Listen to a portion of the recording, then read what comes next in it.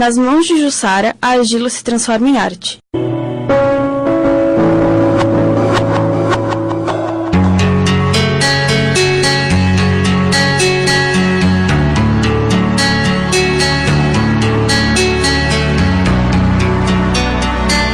No ateliê da artista plástica, no bairro Itacorubi, em Florianópolis, estão dezenas de obras, mas o que poucas pessoas sabem é que ela não pode ver as belezas que cria.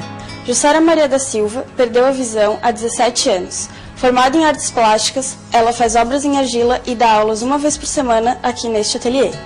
Para produzir as obras, a artista usa 2 métodos. As formas eu procuro pesquisar figuras femininas, eu estudo a postura no meu corpo, né? As proporções de pernas, braços e volume e movimento no meu corpo, né? E para colocar em prática. E outras coisas eu crio mentalmente e daí depois eu venho até a argila para tentar colocar em prática.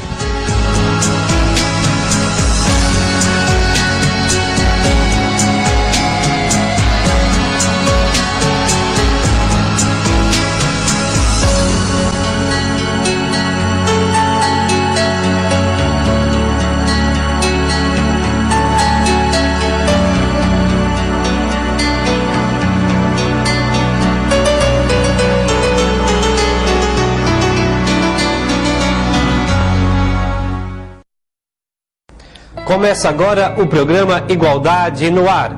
Nesse espaço, todos são iguais. Hoje vamos falar a respeito dos direitos da pessoa com deficiência. Na edição anterior, nosso tema foi sobre acessibilidade. O programa Igualdade no Ar voltou ao centro da capital para verificar as condições de acessibilidade e acompanhar um trabalho de fiscalização realizado pelo Conselho Municipal dos Direitos da Pessoa com Deficiência. Vamos assistir a reportagem.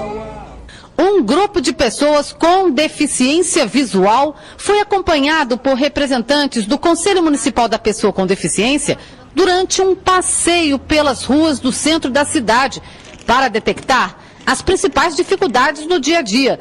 A constatação é a de que a acessibilidade em Florianópolis deixa a desejar. Muita irregularidade do chão, buraco, calçadas que tem uma altura num lugar, no outro lado não tem altura. Então não tem um padrão para a pessoa que não enxerga. Para gente que não tem problema nenhum, nem de enxergar, nem de se locomover, a gente encontra dificuldade. É difícil, porque volta e meia você vê gente que não tem deficiência nenhuma caindo pela rua por causa de uma lajotinha que está fora do lugar. Água, poça d'água que forma, os carros passam, molham todo mundo, enfim, uma infinidade de problemas. No canteiro central da Avenida Paulo Fontes, uma tenda para a realização de um evento é uma das barreiras encontradas por eles. A surpresa que eu tive, na verdade, foi que a tenda está colocada exatamente em cima do piso guia. Já no terminal de integração do centro da cidade, as principais dificuldades são as correntes instaladas para organizar a fila de espera nos embarques do transporte coletivo. A Associação Catarinense para a Integração ao Cego já encaminhou 2 ofícios à Secretaria de Transportes e Terminais e também ao Ministério Público Estadual para a retirada dos obstáculos. Essas correntes, né, que foram colocadas no sentido de poder orientar os passageiros, mas que dificultam o acesso das pessoas que têm dificuldade de locomoção. Todas as plataformas não têm identificação nas saídas dela, ou seja, quando você sai da plataforma você não sabe exatamente onde é que você está. Você não tem um piso guia até a faixa de pedestre, até o semáforo, né? As pessoas têm que te orientar para cruzar ali, porque você não tem nenhuma orientação. Nas ruas, os pisos especiais instalados para orientar essa parcela da população, conforme o Código de Postura do município, não está de acordo com as normas estabelecidas pela ABNT, a Associação Brasileira de Normas Técnicas. Na minha opinião, tudo passa por uma questão de educação, né? Criatura sem educação, com pouca consciência, a tendência é dificultar cada vez mais as coisas. Logo, a lei não vai ser cumprida, né, dentro daquilo que tem que ser feito. E muitas vezes, para que se cria a lei? Ela é para ser cumprida realmente ou é para se burlar muitas vezes? Né? Então tem que ver o que ela atende de imediato. Fora isso, então ela deve, com certeza, ela deve ter falhas nesse aspecto. É a NBR 9050 que fala sobre a colocação dos pisos, né, específico, né? Tem um estudo detalhado sobre isso. Quem coloca esses pisos tem um conhecimento adequado para que serve, para que não serve. Item importante, função e funcionalidade, eficiência e eficácia de cada item desse.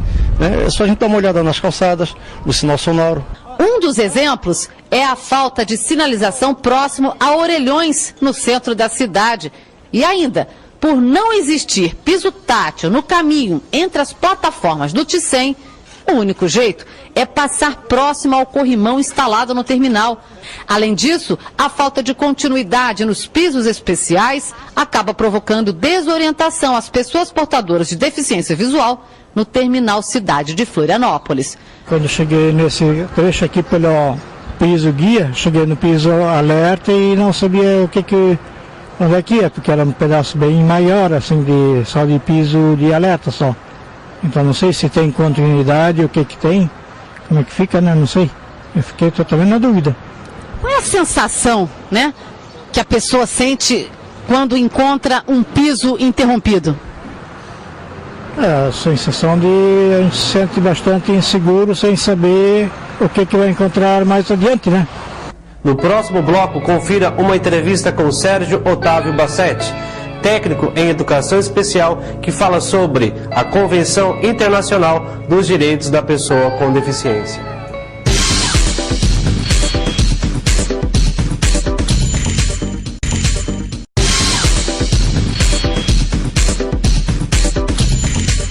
Estamos apresentando o programa Igualdade no Ar. E se tratando de igualdade, o nosso tema hoje é sobre a Convenção Internacional dos Direitos da Pessoa com Deficiência, promulgados pela ONU no dia 13 de dezembro de 2006, e que o Brasil, como país signatário, passou a fazer parte no dia 9 de julho de 2009, quando foi aprovada pelo Congresso Nacional e ratificada em nosso país, fazendo parte do parágrafo 3º da nossa Constituição, do artigo 5º. E tratando a respeito deste assunto, o nosso convidado de hoje é Sérgio Otávio Bassetti. Ele que é técnico na área de educação especial pela Fundação Catarinense de Educação Especial, entidade esta responsável pelas políticas de educação especial no estado de Santa Catarina. Sérgio Bassetti, muito obrigado pela sua presença aqui na TV Câmara. Obrigado, José, obrigado pelo convite. Boa tarde aos telespectadores. Estamos aqui para conversar um pouco sobre a convenção que realmente, como você falou na abertura, é um marco para o Brasil em termos das políticas públicas na área da deficiência. Correto. Sérgio, a título de informação, qual é realmente o valor, o significado da convenção, que seria o primeiro tratado de direitos humanos específico para as pessoas com deficiência? O marco é o fato dela ter um caráter de emenda constitucional. Então, isso faz com que ela esteja acima de qualquer lei ordinária, né? Com isso, todas as políticas públicas, sejam elas de educação, de saúde, de habitação, de assistência, de transporte, turismo, desporto, né? Enfim, todas elas têm que ser guiadas, pelos princípios, né, emanados pela Convenção. Então, considero que a definição de deficiência também foi algo que dá um novo significado, porque ao definir deficiência como impedimentos de longo prazo, que nas interações com as barreiras é que promove ou que restringe a participação das pessoas com deficiência, isso faz com que o foco saia do plano clínico, do plano individual, e o foco passe para as questões sociais, que são as barreiras. Ou seja, o que impede um cego de participar da sociedade não é a sua cegueira, né? Mas são a inexistência ou a escassez de recursos acessíveis para que ele possa interagir e ter acesso aos bens e serviços de maneira igualitária aos demais. A partir do momento, então, que o Brasil passou a ratificar a Convenção Internacional da ONU, que passou a ser um país signatário, né, assinando no dia 31 de março de 2007, 2009, que foi a aprovação, e 2007 ele assinou como um país signatário. Sim. Através dessa participação do Brasil, trazendo aqui para a nossa realidade de hoje, né, o Brasil ele passa a ter de forma obrigatória a fazer-se cumprir a Convenção da ONU? Exatamente. Vejam os senhores, né? O Brasil já foi considerado como tendo sendo o 5º país mais inclusivo do mundo em termos de legislação. O grande problema não está na configuração das nossas leis. O grande problema está no cumprimento delas. Certo. Então, quando você passa a ter um mecanismo que tem um respaldo constitucional... E internacional também. Exatamente. Então, você passa a ter formas de acionar os mecanismos legais para que as leis sejam cumpridas, em especial o Ministério Público. Eu sempre, nas minhas falas, eu sempre gosto de argumentar que a Convenção, além dessa questão da definição, que tirou o foco da pessoa, das limitações pessoais e colocou o foco nas barreiras, eu sempre gosto de analisar as barreiras na seguinte perspectiva, José. Sim. No nosso meio, normalmente quando nós falamos de barreira, a gente fala de barreira ou arquitetônica ou urbanísticas. Você já entrevistou o Larroyd, né? Sobre acessibilidade. Sobre acessibilidade, né? Nós falamos também das barreiras de comunicação, de sinalização, né?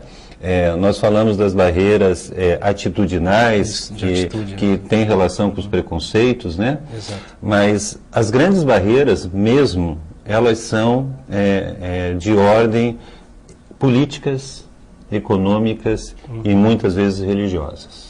Então, Sérgio, só aproveitando a tua fala e já te fazendo também uma pergunta, existem alguns desafios, né, algumas metas por parte dos estados que assinaram a Convenção da ONU.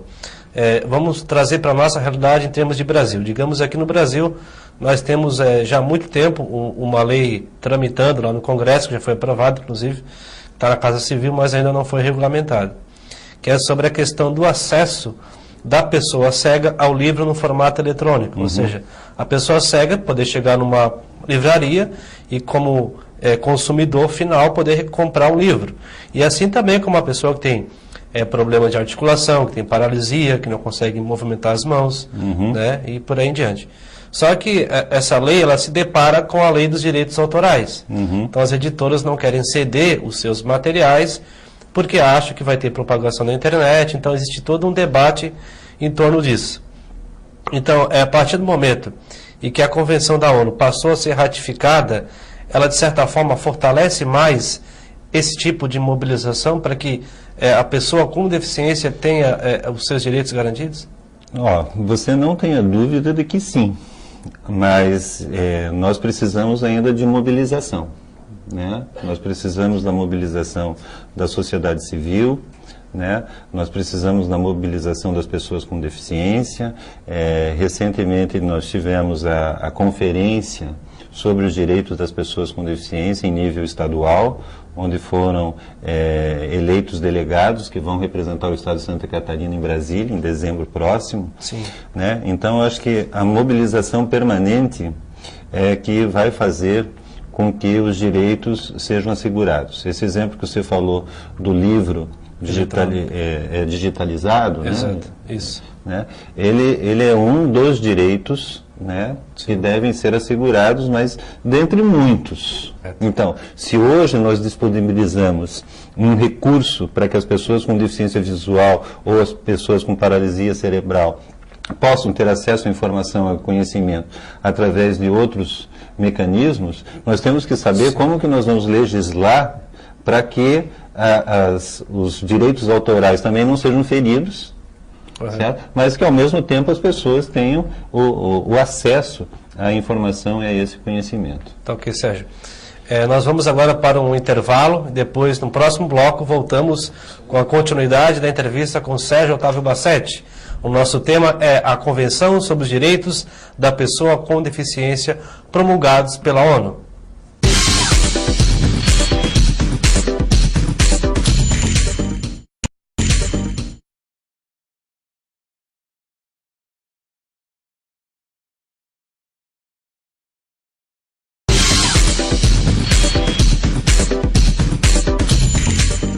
Voltamos a apresentar o último bloco do programa Igualdade no Ar. Nesse espaço, todos são iguais. Se tratando de igualdade, o nosso assunto hoje é sobre a Convenção Internacional sobre os Direitos da Pessoa com Deficiência. E aqui nos nossos estúdios, a presença do Sérgio Otávio Bassetti, ele que é funcionário da Fundação Catarinense de Educação Especial do Estado de Santa Catarina. Agora, Sérgio, eu falei no bloco passado sobre a questão do direito da acessibilidade à informação em relação à pessoa com deficiência no sentido do livro digitalizado. E tem outras barreiras e inúmeras que a gente pode estar mencionando, e uma delas, até as pessoas muitas vezes de repente não têm esse conhecimento, mas se uma pessoa cega tem dificuldade de espaço no mercado de trabalho, se uma pessoa com deficiência auditiva tem dificuldade no mercado de trabalho, então você de casa imagina uma pessoa que tem uma deficiência intelectual, né? A discriminação que ela passa para poder conseguir um emprego, uma vaga no mercado de trabalho. Como que se dá esse processo, esse acompanhamento, fazendo, claro, sempre se cumprir a Convenção da ONU, que é garantir a plena e efetiva participação da pessoa com deficiência, e até gostaria também de ressaltar que o artigo 3º, que é o que eu mais gosto da Convenção da ONU, ele diz o seguinte: ele diz que as pessoas com deficiência, elas têm o direito de fazer suas próprias escolhas. Exatamente. E como que uma pessoa que tem uma deficiência intelectual, né, uma deficiência intelectual, ela vai enfrentar toda essa barreira de mercado, de trabalho, de preconceito, de falta de informação, e fazer-se cumprir esse princípio, né, o meu direito de fazer as minhas próprias escolhas. Com relação ao mercado de trabalho, penso que a questão está na qualificação profissional. Certo? Ou seja, se a gente entender, desrespeitando a convenção... Isso indiferente da deficiência. Da deficiência. Porque se nós desrespeitarmos a convenção e acreditarmos que a pessoa com deficiência intelectual, em função da sua deficiência, vai ser um incapaz, a gente está agindo de maneira... tendo uma barreira atitudinal. Certo? No entanto, para que você possa fazer também a qualificação profissional dessas pessoas, você tem que ter, primeiro, uma análise de demanda de mercado. Certo.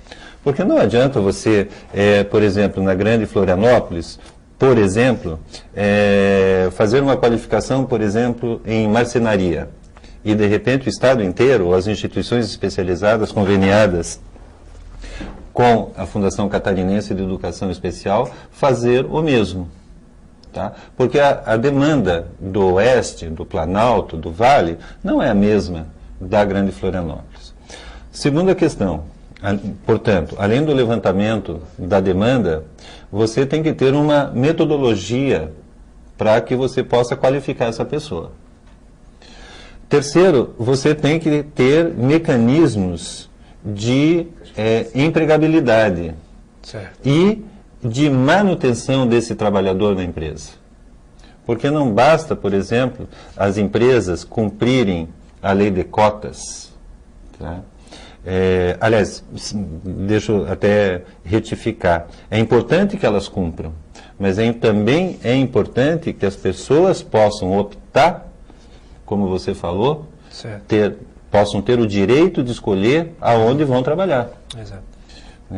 Então, assim, muitas vezes as empresas com as quais nós temos algum tipo de contato, elas reclamam, que falta qualificação profissional. E é verdade. Sérgio, com relação à questão do termo pessoa com deficiência que a Convenção utiliza, trazendo para a questão da Constituição Brasileira de 88, que usa o termo pessoa portadora de deficiência. Bem, Josué, você sabe que, como estudioso da área, né, você acompanhou, sabe que historicamente essa nomenclatura vem se modificando, né? Correto. Nós tínhamos a expressão excepcional, depois portador de necessidades educacionais especiais, né? E agora, com a convenção, a pessoas com deficiência. Me parece que é uma terminologia, uma nomenclatura mais apropriada. Correto. Né? Porque é uma pessoa com deficiência. Certo? Então, está antes da deficiência uma pessoa. É uma pessoa que tem a deficiência. Porque a expressão, a nomenclatura portadora, parece que dá o sentido de que quem porta possa deixar de portar em um dia. Exatamente. Quem sabe a gente chegue num futuro próximo em que o cego deixe de ser cego, o surdo deixe de ser surdo, né? O paralisado cerebral deixe de ser paralisado cerebral. Mas nesse momento, em que a tecnologia não nos permitiu isso, são pessoas que têm deficiência. Sobre educação, que é um assunto bastante importante. Sim. Como que a Fundação Catarinense de Educação Especial, né, que cuida dessas políticas, junto ao Ministério Público e aos órgãos responsáveis, tem observado esse processo sobre a matrícula de pessoas com deficiência nas escolas do nosso Estado? A convenção, a partir da sua ratificação pelo Congresso, em 2009, e todas as demais políticas públicas que vêm sendo implementadas, como a política de saúde da pessoa com deficiência, como as tipificações dos serviços socioassistenciais que dizem respeito ao Sistema Único de Assistência Social, e também a política de educação especial na perspectiva da educação inclusiva do Ministério da Educação, elas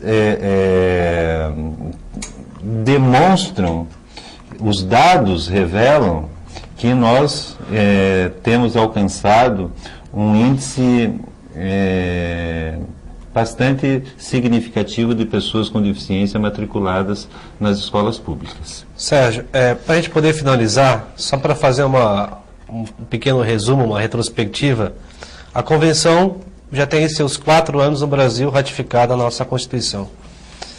Quais são os avanços que você, né, na área como técnico da educação especial, pela Fundação Catarinense, você observa que realmente aconteceram na prática, ou que estão acontecendo? Josué, me parece que a principal delas tem sido a mobilização das pessoas com deficiência. Certo.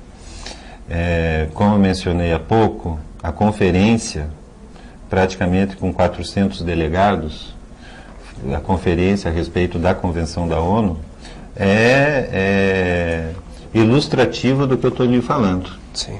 Então, me parece que esta articulação, esta consciência que a pessoa com deficiência tem em seu direito, faz com que ela também comece a reivindicá-lo.